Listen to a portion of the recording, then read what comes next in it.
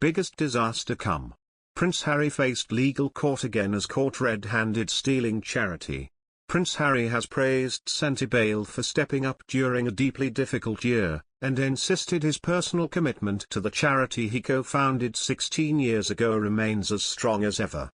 The Duke of Sussex, 37, who lives at his $14.65 million Montecito mansion he shares with Meghan Markle and their two children Archie, 2, and Lilibet, shared a joint statement with co-founder Prince Seeiso of Lesotho about the organization as it released its annual report.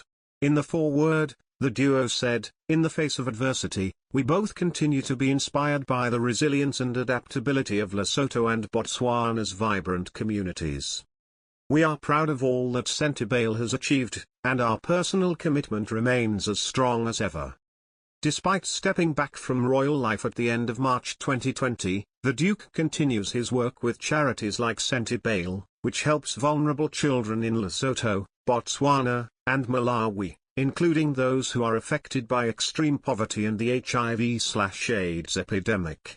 Prince Harry, pictured left, with Prince Seeiso of Lesotho in 2016, has praised Sentebale for stepping up during a deeply difficult year, and insisted his personal commitment to the charity he co-founded 16 years ago remains as strong as ever. In the foreword of the annual report, Prince Harry and Prince Seeiso said they believe the charity is well positioned and ready to play its part in helping children and young people thrive. They added, "The past year has proven to be deeply difficult for many people, and organizations such as Sentebale have faced multiple challenges. We are grateful that the whole Sentebale team has stepped up to keep delivering exceptional support for children and young people in need across Lesotho and Botswana.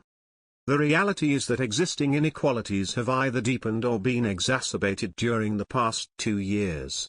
Poverty is on the rise." The duo explained that the way of working at the organization has had to continuously adapt to effectively meet the most pressing and critical needs of those we serve. "Out of these difficult times we have also learnt some valuable lessons," they said. "It has shown us the potential of a new hybrid way of working, mixing face-to-face and virtual programming to help us reach many more children." Royally kind. Prince Harry and Meghan Markle have always been proponents of helping their fellow man. Charity has played a huge part in their relationship, both while they were senior members of the British royal family and since they announced their decision to step back in January 2020.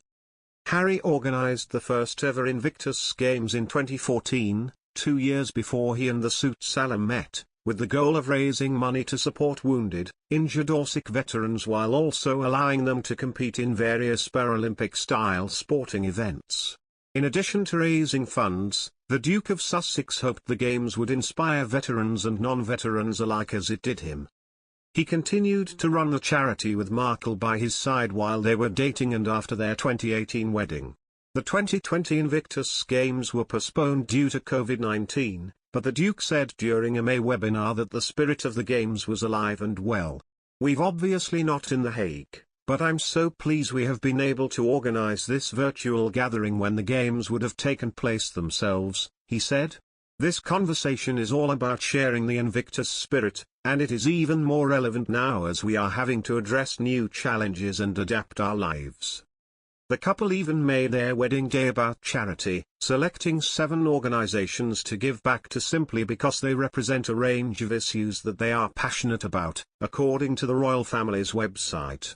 Those charities included the Children's HIV Association, Shiva, Crisis, Mina Mahila Foundation, Scotty's Little Soldiers, Street Games, Surfers Against Sewage and the Wilderness Foundation UK.